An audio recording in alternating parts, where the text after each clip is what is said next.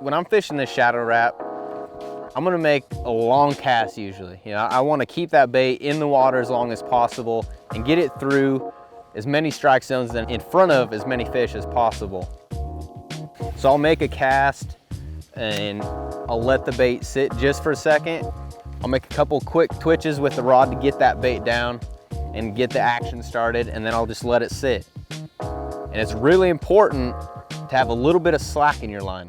That's gonna allow that bait to dart side to side. And the way you do that is when you jerk your rod, you throw the rod tip back at it. So it's a jerk and you throw it back. And sometimes real little jerks will trigger that strike. And one of the things I'm always doing with this bait is I'm varying my retrieve. And I want to find the cadence that works, but I'm never not throwing a pause into this bait when I'm working it. That's a real big trigger on this bait. So general rule of thumb, the colder the water, the shorter my twitches. Real gentle little twitches, but always throwing that pause in. The warmer the water, the more erratic my twitches, but always that pause. And that pause, 9 times out of 10, is when that fish is gonna bite the bait. Real important. You know, a couple little tricks with the shadow wrap, and the one is what I call a micro twitch. And this is a real great retrieve when the water's real cold.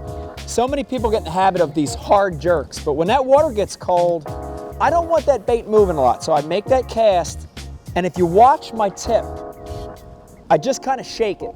It's almost like you're worm fishing or drop shot fishing. And I shake it, and then I let the bait stop.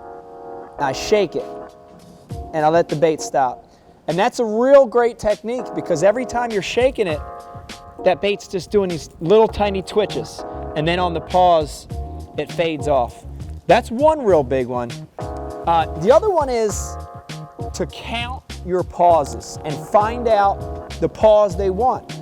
So about every 5 casts, I'll change my cadence and I'll count my pauses. So the first cast, I might count to 3, and I'll do that for the first 5 casts.